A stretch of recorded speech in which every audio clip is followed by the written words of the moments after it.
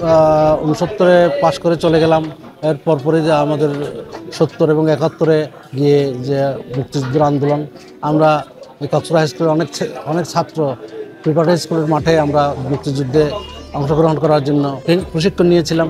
2024-এ এসেও কক্সবাজার হাই স্কুলের অনেক ছাত্ররা গণঅভ্যুত্থানে অংশগ্রহণ করেছে এবং কক্সবাজার হাই স্কুলের শিক্ষা দীক্ষায় বিভিন্ন সামাজিক কাজে কক্সবাজার হাই স্কুলের একটি ঐতিহ্য আছে।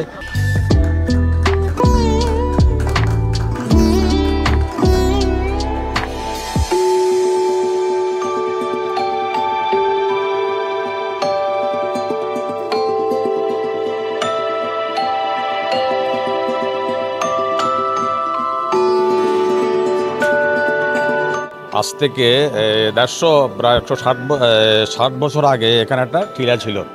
এই টিলায় একটা ধর্মীয় প্রতিষ্ঠান ছিল, আল কোরআন। এখানে প্রতিষ্ঠান হয়েছে, প্রাইমারি স্কুল হয়েছে, হাই স্কুল হয়েছে। এখন শেষ পর্যন্ত কক্সবাজার জেলার সবচেয়ে ঐতিহ্যবাহী এবং শ্রেষ্ঠ শিক্ষা বিদ্যাপীঠ কক্সবাজার সরকারি উচ্চ বিদ্যালয় এখানে প্রতিষ্ঠিত হয়েছে।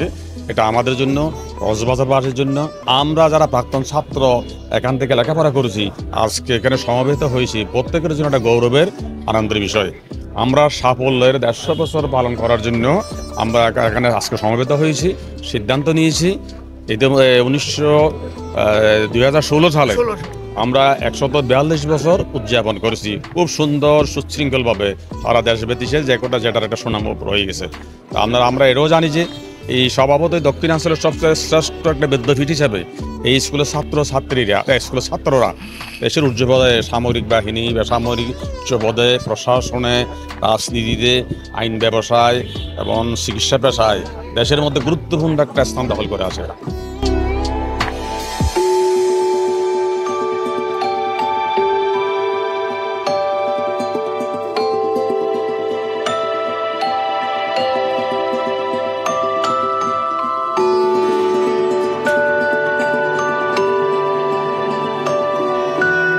আমাদের নতুন প্রজন্মের যারা শিক্ষার্থী, তাদেরকে তাদের পূর্বসূরীদের গল্প শুনিয়ে তাদেরকে আমরা আগামী দিনের জন্য করার প্রস্তুতি আমাদের রয়েছে এবং আমাদের শিক্ষকগণ অক্লান্ত পরিশ্রম করে তাদের আদর্শ পুরাতন যে শিক্ষার্থী এখান থেকে শিক্ষা গ্রহণ করে নিজেকে সমৃদ্ধ করেছে, তাদের আদর্শকে ধারণ করে তাদের আদর্শ দৃষ্টান্তগুলো আমরা তাদের কাছে তুলে ধরে আমরা তাদেরকে প্রতিষ্ঠিত করার কাজ অব্যাহত রেখেছি।